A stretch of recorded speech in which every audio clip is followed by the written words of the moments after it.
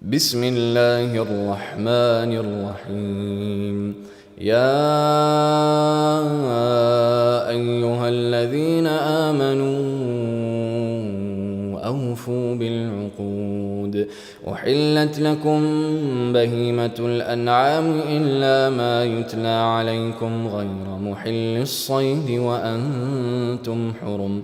إن الله يحكم ما يريد. يا أيها الذين آمنوا لا تحلوا شعائر الله ولا الشهر الحرام ولا الهدي ولا القلائد ولا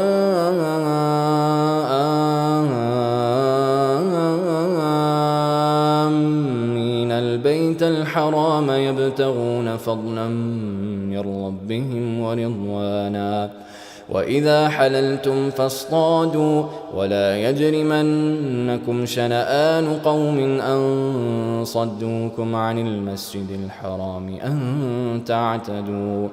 وتعاونوا على البر والتقوى ولا تعاونوا على الإثم والعدوان واتقوا الله إن الله شديد العقاب. حرمت عليكم الميتة والدم ولحم الخنزير وما أهل لغير الله به والمنخنقة والموقوذة والمتردية والنطيحة وما أكل السبع إلا ما ذكيتم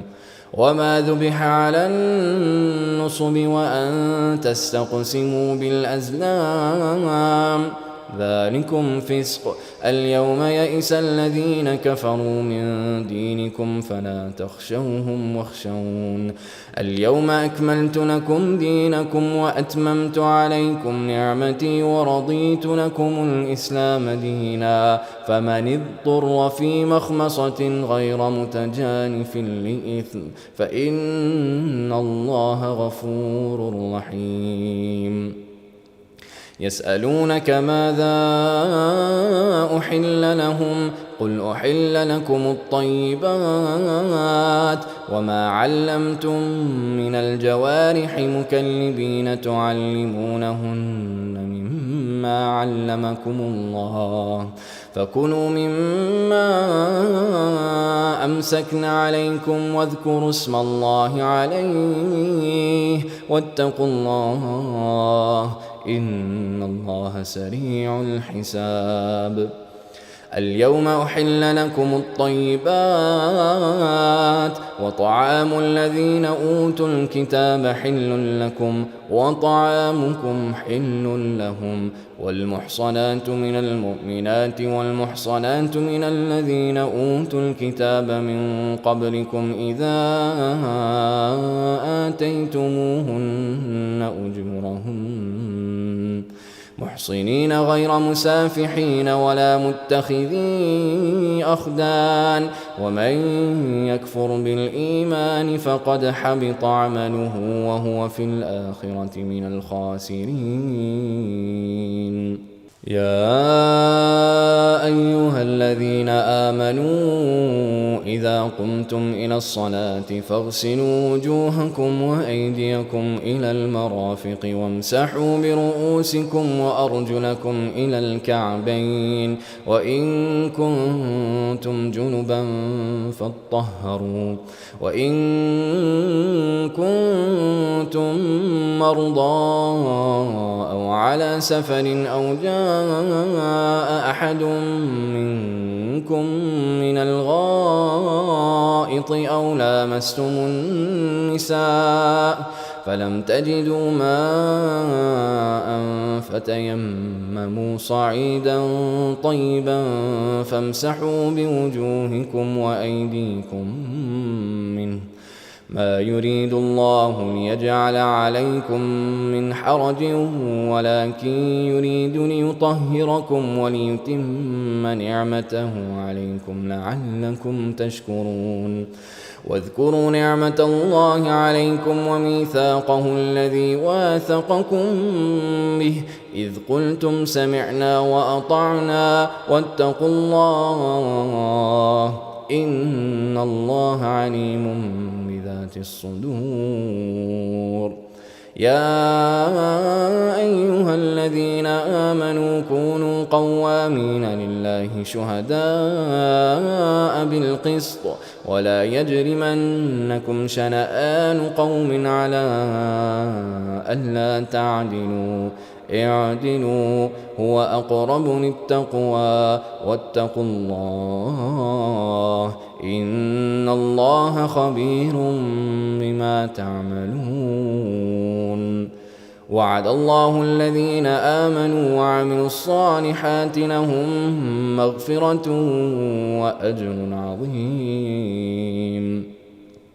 والذين كفروا وكذبوا بآياتنا أولئك أصحاب الجحيم. يا أيها الذين آمنوا اذكروا نعمة الله عليكم إذ هم قوم أن يبسطوا إليكم أيديهم فكف أيديهم عنكم واتقوا الله وعلى الله فليتوكل المؤمنون. ولقد أخذ الله ميثاق بني إسرائيل وبعثنا منهم 12 نقيبا وقال الله إني معكم لئن أقمتم الصلاة وآتيتم الزكاة وآمنتم برسلي وعزرتموهم وأقرضتم الله قرضا حسنا لأكفرن عنكم سيئاتكم ولأدخلنكم جنات تجري من تحتها الأنهار فمن كفر بعد ذلك منكم فقد ضل سواء السبيل. فبما نقضهم ميثاقهم لعناهم وجعلنا قلوبهم قاسية يحرفون الكلم عن مواضعه ونسوا حظا مما ذكروا به ولا تزال تطلع على خائنة منهم إلا قليلا منهم فاعف عنهم واصفح إن الله يحب المحسنين. ومن الذين قالوا إنا نصارى أخذنا ميثاقهم فنسوا حظا مما ذكروا به فأغرينا بينهم العداوة والبغضاء إلى يوم القيامة وسوف ينبئهم الله بما كانوا يصنعون. يا أهل الكتاب قد جاءكم رسولنا يبين لكم كثيرا مما كنتم تخفون من الكتاب ويعفو عن كثير قد جاءكم من الله نور وكتاب مبين يهدي به الله من اتبع رضوانه سبل السلام ويخرجهم من الظلمات إلى النور بإذنه ويهديهم إلى صراط مستقيم. لقد كفر الذين قالوا إن الله هو المسيح ابن مريم قل فمن يملك من الله شيئا إن أراد أن يهلك المسيح ابن مريم وأمه ومن في الأرض جميعا ولله ملك السماوات والأرض وما بينهما يخلق ما يشاء والله على كل شيء قدير. وقالت اليهود والنصارى نحن أبناء الله وأحباؤه قل فلم يعذبكم بذنوبكم بل أنتم بشر ممن ممن خلق يغفر لمن يشاء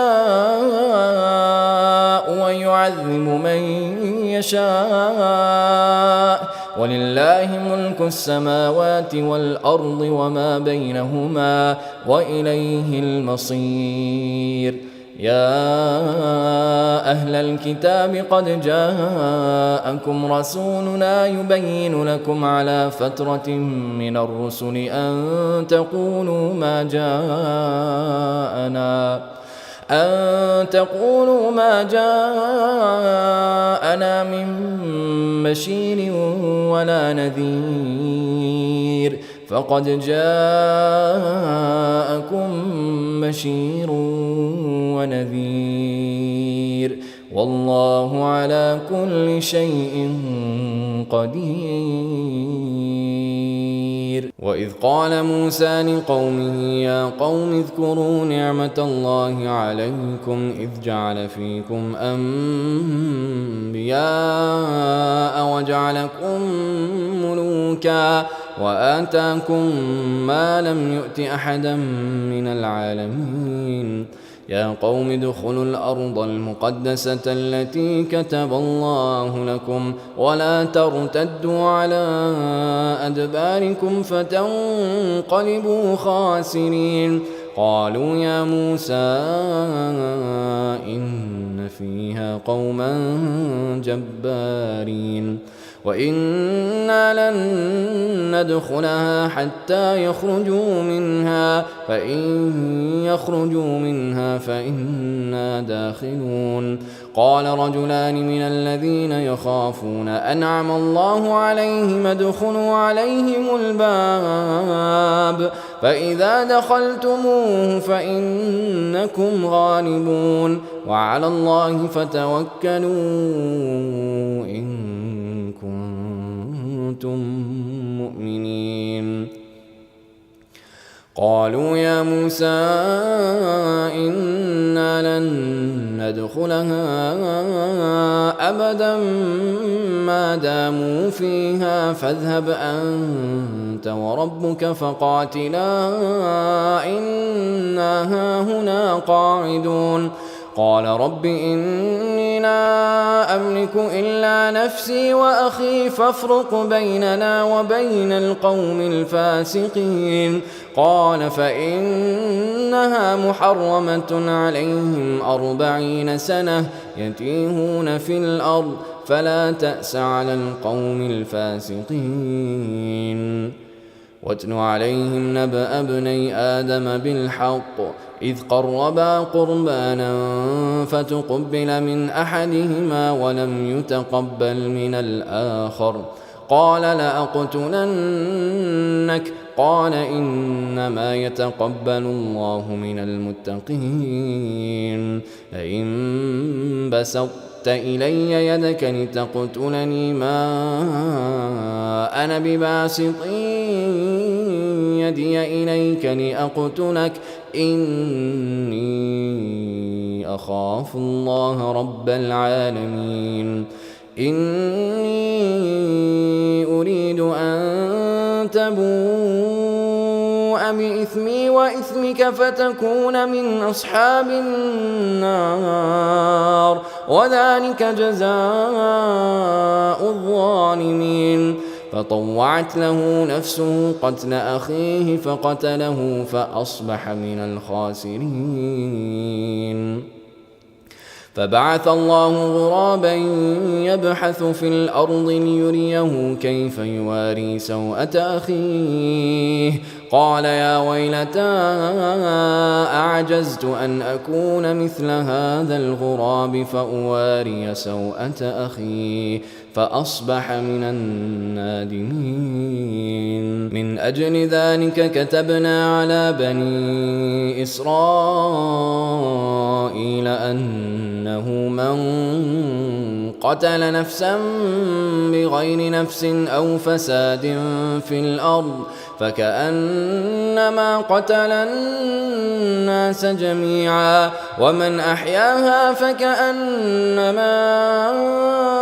أحيا الناس جميعا ولقد جاءتهم رسلنا بالبينات ثم إن كثيرا منهم بعد ذلك في الأرض لمسرفون إنما جزاء الذين يحاربون الله ورسوله ويسعون في الأرض فسادا أن يقتلوا أو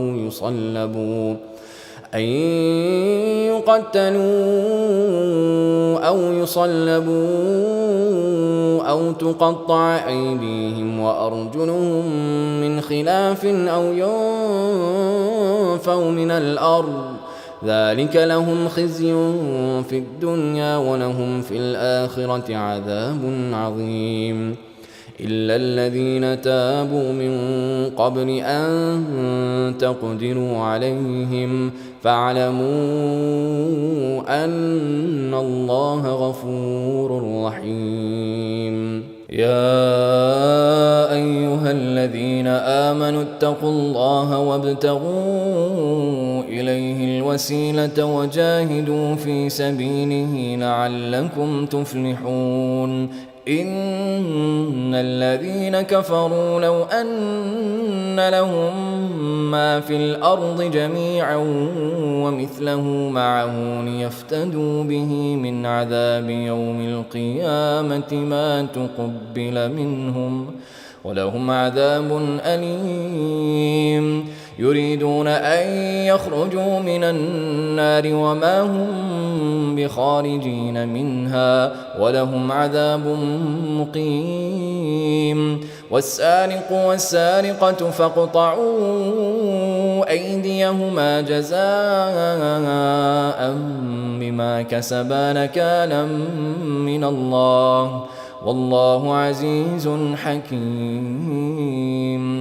فمن تاب من بعد ظلمه وأصلح فإن الله يتوب عليه إن الله غفور رحيم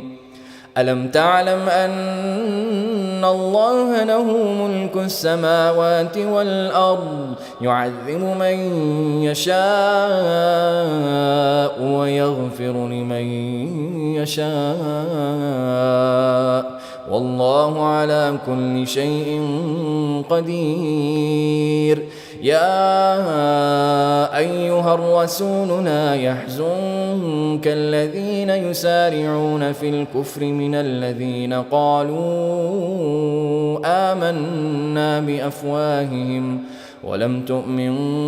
قلوبهم ومن الذين هادوا سماعون للكذب سماعون لقوم آخرين لم يأتوك يحرفون الكلم من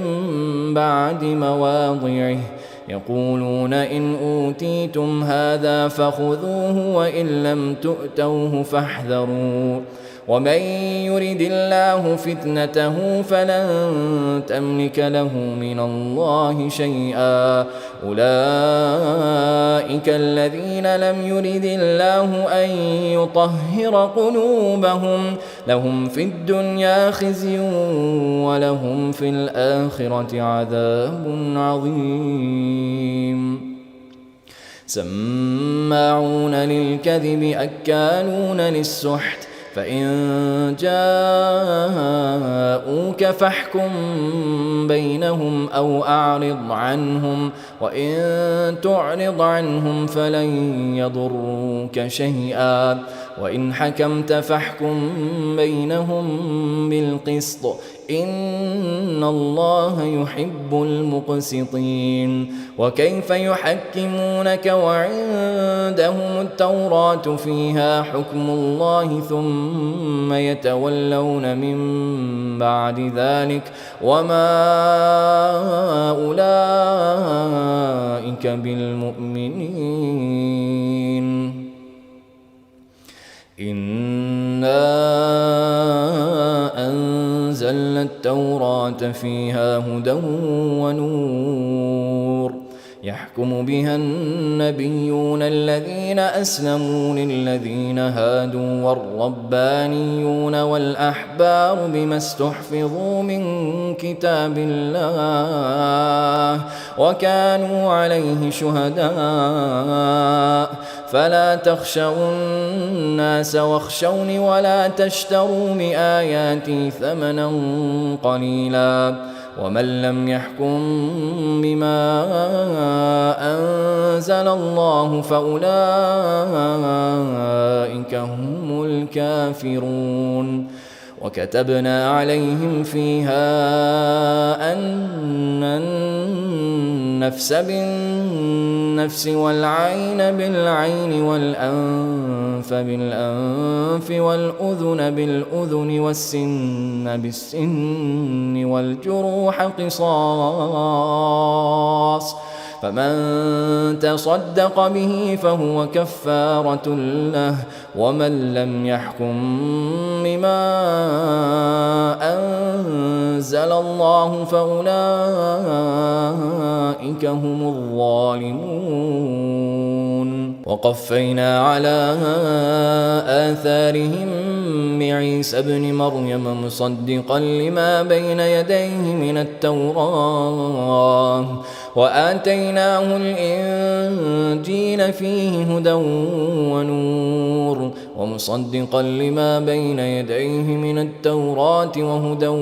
وموعظة للمتقين. وليحكم أهل الإنجيل بما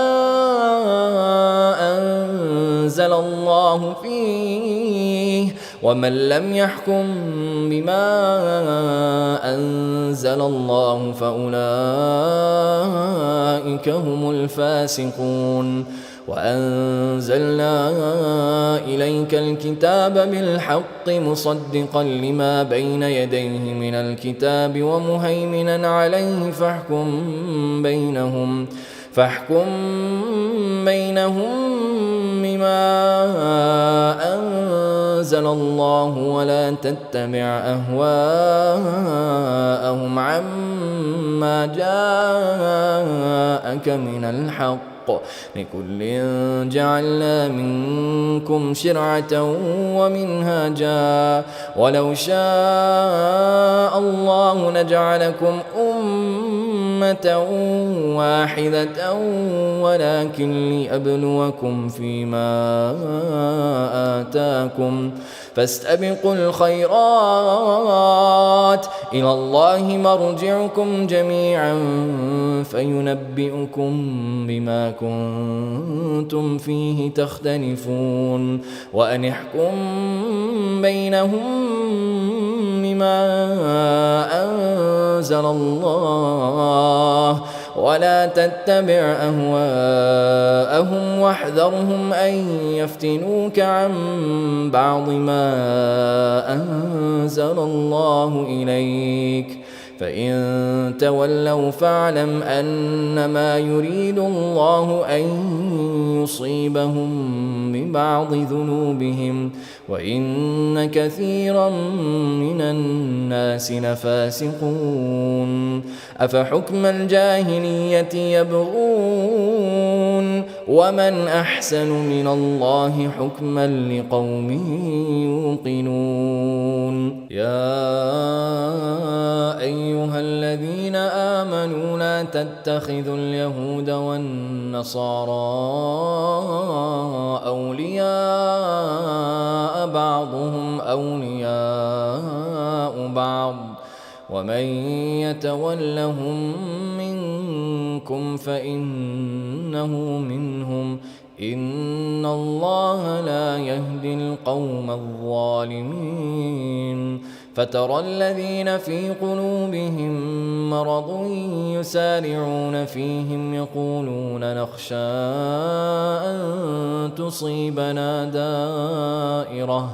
فعسى الله أن يأتي بالفتح أو أمر من عنده فيصبحوا على ما أسروا في أنفسهم نادمين. ويقول الذين آمنوا أهؤلاء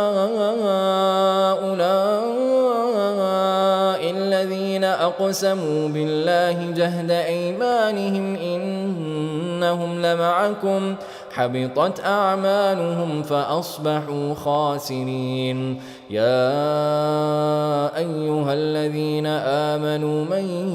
يرتد منكم عن دينه فسوف يأتي الله بقوم يحبهم ويحبونه أذلة على المؤمنين أعزة على الكافرين يجاهدون في سبيل الله ولا يخافون لومة لائم ذلك فضل الله يؤتيه من يشاء والله واسع عليم. إنما وليكم الله ورسوله والذين آمنوا الذين يقيمون الصلاة ويؤتون الزكاة وهم راكعون ومن يتول الله ورسوله والذين آمنوا فإن حزب الله هم الغالبون. يا أيها الذين آمنوا لا تتخذوا الذين اتخذوا دينكم هزوا ولعبا من الذين أوتوا الكتاب من قبلكم والكفار أولياء واتقوا الله إن كنتم مؤمنين. وإذا ناديتم إلى الصلاة اتخذوها هزوا ولعبا ذلك بأنهم قوم لا يعقلون. قل يا أهل الكتاب هل تنقمون منا إلا أن آمنا بالله وما أنزل إلينا وما أنزل من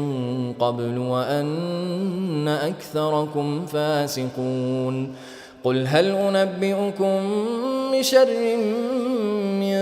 ذلك مثوبة عند الله من لعنه الله وغضب عليه وجعل منهم القردة والخنازير وعبد الطاغوت أولئك شر مكانا وأضل عن سواء السبيل. وإذا جاءوكم قالوا آمنا وقد دخلوا بالكفر وهم قد خرجوا به والله أعلم بما كانوا يكتمون. وترى كثيرا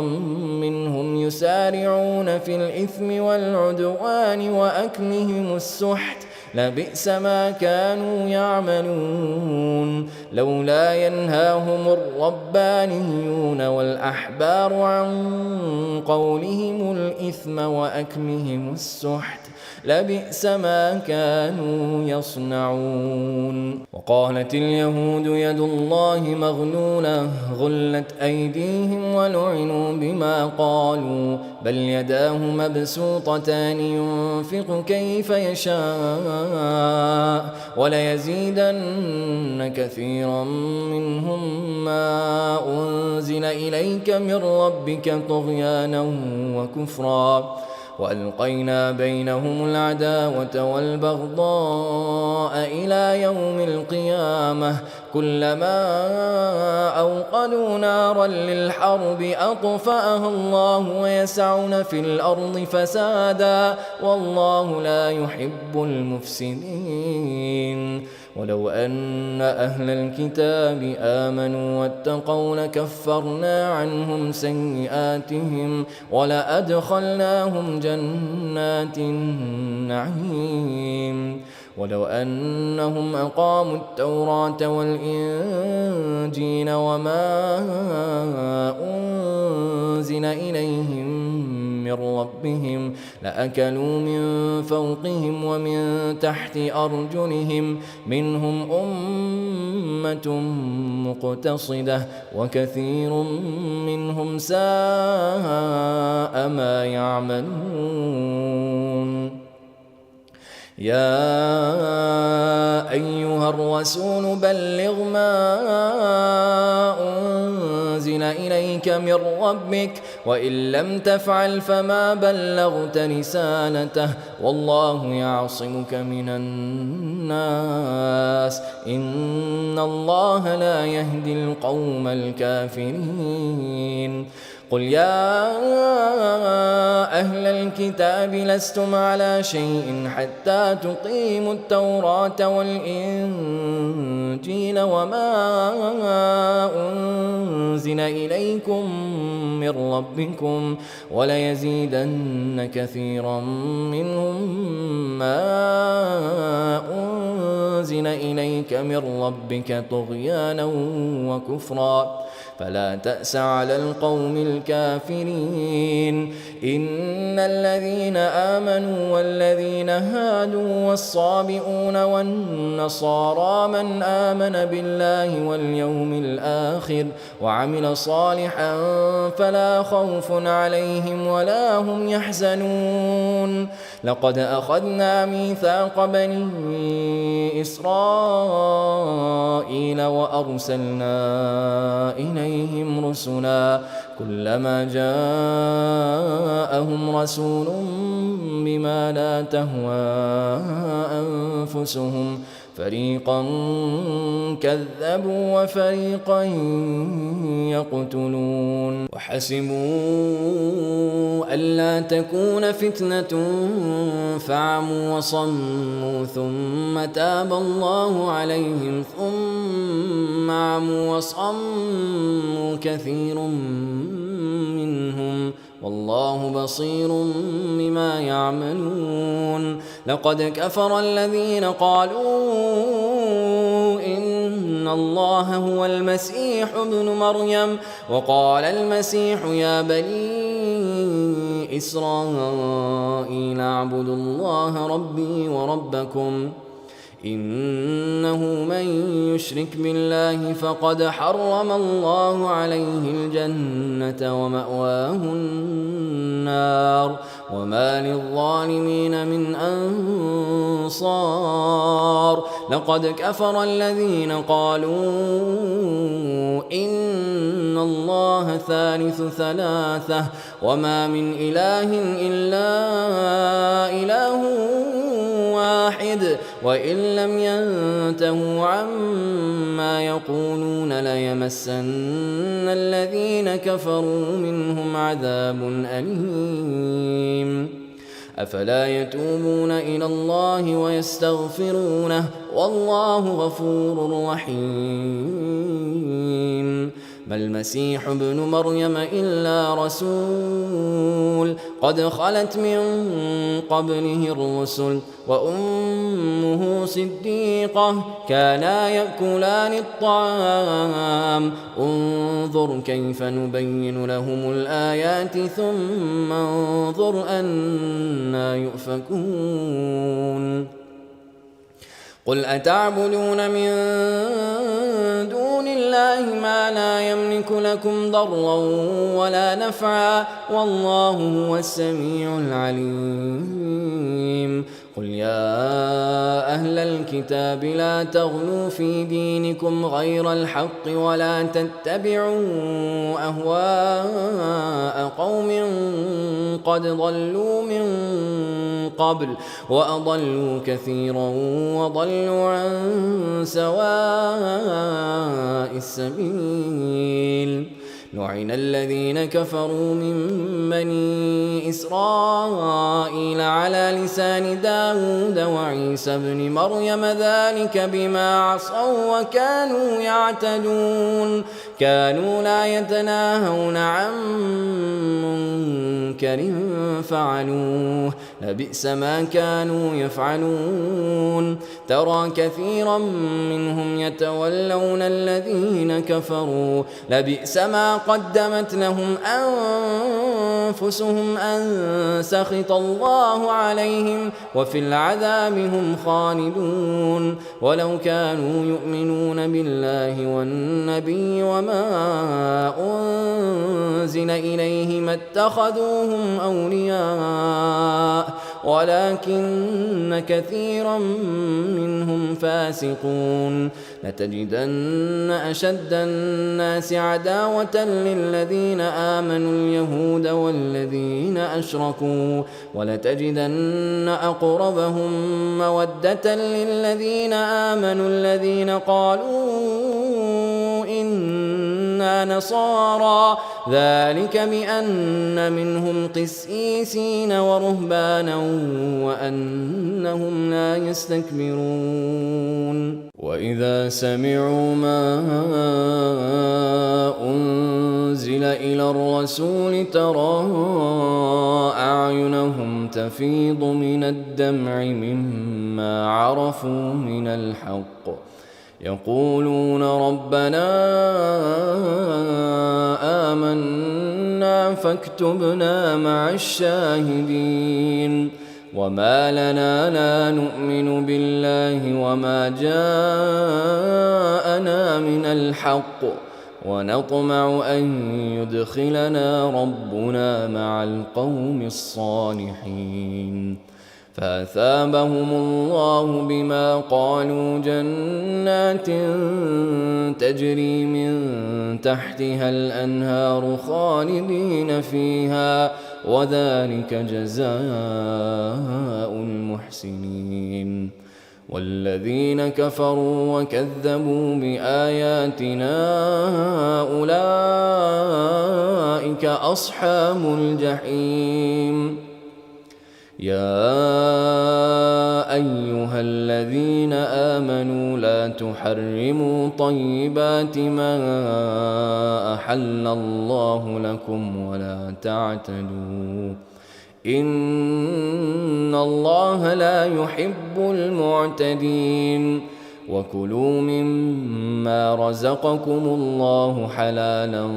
طيبا واتقوا الله الذي أنتم به مؤمنون لا يؤاخذكم الله باللغو في أيمانكم ولكن يؤاخذكم بما عقدتم الأيمان فكفارته إطعام 10 مساكين من أوسط ما تطعمون أهليكم أو كسوتهم أو تحرير رقبة فمن لم يجد فصيام 3 أيام ذلك كفارة أيمانكم إذا حلفتم واحفظوا أيمانكم كذلك يبين الله لكم آياته لعلكم تشكرون يا أيها الذين آمنوا إنما الخمر والميسر والأنصاب والأزلام رجس من عمل الشيطان فاجتنبوه لعلكم تفلحون إنما يريد الشيطان أن يوقع بينكم العداوة والبغضاء في الخمر والميسر ويصدكم عن ذكر الله وعن الصلاة فهل أنتم منتهون وأطيعوا الله وأطيعوا الرسول واحذروا فإن توليتم فاعلموا أنما على رسولنا البلاغ المبين ليس على الذين آمنوا وعملوا الصالحات جناح فيما طعموا إذا ما اتقوا وآمنوا وعملوا الصالحات ثم اتقوا وآمنوا ثم اتقوا وأحسنوا والله يحب المحسنين والله يحب المحسنين يا أيها الذين الذين آمنوا ليبلونكم الله بشيء من الصيد تناله أيديكم ورماحكم ليعلم الله من يخافه بالغيب فمن اعتدى بعد ذلك فله عذاب أليم. يا أيها الذين آمنوا لا تقتلوا الصيد وأنتم حرم ومن قتله منكم متعمدا فجزاء مثل ما قتل من النعم يحكم به ذوى عدل منكم هديا بالغ الكعبة أو كفارة طعام مساكين أو عدل ذلك صياما ليذوق وبال أمره عفى الله عما سلف ومن عاد فينتقم الله منه والله عزيز ذو انتقام. أحل لكم صيد البحر وطعامه متاعا لكم وللسيارة وحرم عليكم صيد البر ما دمتم حرما واتقوا الله الذي إليه تحشرون. جعل الله الكعبة البيت الحرام قياما للناس والشهر الحرام والهدي والقلائد ذلك لتعلموا أن الله يعلم ما في السماوات وما في الأرض وأن الله بكل شيء عليم. اعلموا أن الله شديد العقاب وأن الله غفور رحيم. ما على الرسول إلا البلاغ والله يعلم ما تبدون وما تكتمون. قل لا يستوي الخبيث والطيب ولو أعجبك كثرة الخبيث فاتقوا الله يا أولي الألباب لعلكم تفلحون. يا أيها الذين آمنوا لا تسألوا عن أشياء إن تبد لكم تسؤكم وإن تسألوا عنها حين ينزل القرآن تبد لكم عفى الله عنها والله غفور حليم. قد سألها قوم من قبلكم ثم أصبحوا بها كافرين. ما جعل الله من محيرة ولا سائبة ولا وصيلة ولا حام ولكن الذين كفروا يفترون على الله الكذب وأكثرهم لا يعقلون. وإذا قيل لهم تعالوا إلى ما أنزل الله وإلى الرسول قالوا حسبنا ما وجدنا عليه آباءنا أولو كان آباؤهم لا يعلمون شيئا ولا يهتدون. يا أيها الذين آمنوا عليكم أنفسكم لا يضركم من ضل إذا اهتديتم إلى الله مرجعكم جميعا فينبئكم بما كنتم تعملون. يا أيها الذين آمنوا شهادة بينكم إذا حضر أحدكم الموت حين الوصية اثنان ذوى عدل منكم أو آخران من غيركم إن أنتم ضربتم في الأرض فأصابتكم مصيبة الموت تحبسونهما من بعد الصلاة فيقسمان بالله إن ارتبتم لا نشتري به ثمنا ولو كان ذا قربى ولا نكتم شهادة الله إنا إذا لمن الآثمين فإن عثر على أنهما استحقا إثما فآخران يقومان مقامهما من الذين استحق عليهم الأوليان فيقسمان بالله لشهادتنا أحق من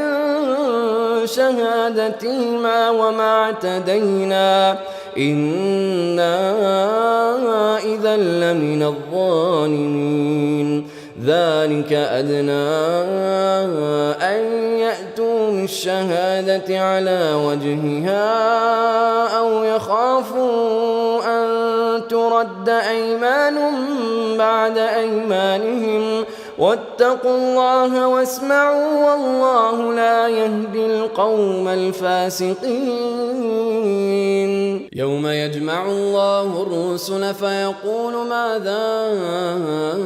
أجبتم قالوا لا علم لنا إنك أنت علام الغيوب إذ قال الله يا عيسى ابن مريم اذكر نعمتي عليك وعلى والدتك إذ أيدتك بروح القدس تكلم الناس في المهد وكهلا وإذ علمتك الكتاب والحكمة والتوراة والإنجيل وإذ تخلق من الطين كهيئة الطير بإذني فتنفخ فيها فتكون طيرا بإذني وتبرئ الأكمه والأبرص بإذني وإذ تخرج الموتى بإذني وإذ كففت بني إسرائيل عنك إذ جئتهم بالبينات فقال الذين كفروا منهم إن هذا إلا سحر مبين وإذ أوحيت إلى الحواريين أن آمنوا بي وبرسولي قالوا آمنا واشهد بأننا مسلمون إذ قال الحواريون يا عيسى ابن مريم هل يستطيع ربك أن ينزل علينا مائدة من السماء قال اتقوا الله إن كنتم مؤمنين قالوا نريد أن نأكل منها وتطمئن قلوبنا ونعلم أن قد صدقتنا ونكون عليها من الشاهدين قال عيسى ابن مريم اللهم ربنا أنزل علينا مائدة من السماء تكون لنا عيدا لأولنا وآخرنا وآية منك وارزقنا وأنت خير الرازقين قال الله إني منزلها عليكم فمن يكفر بعد منكم فإني أعذبه عذابا لا أعذبه أحدا من العالمين وإذ قال الله يا عيسى ابن مريم أأنت قلت للناس اتخذوني وأمي إلهين من دون الله قال سبحانك ما يكون لي أن أقول ما ليس لي بحق إن كنت قلته فقد علمته تعلم ما في نفسي ولا أعلم ما في نفسك إنك أنت علام الغيوب ما قلت لهم إلا ما أمرتني به أن اعبدوا الله ربي وربكم وكنت عليهم شهيدا ما دمت فيهم فلما توفيتني كنت أنت الرقيب عليهم وأنت على كل شيء شهيد إن تعذبهم فإنهم عبادك وإن تغفر لهم فإنك أنت العزيز الحكيم قال الله هذا يوم ينفع الصادقين صدقهم لهم جنات تجري من تحتها الأنهار خالدين فيها أبدا رضي الله عنهم ورضوا عنه ذلك الفوز العظيم لله ملك السماوات والأرض وما فيهن وهو على كل شيء قدير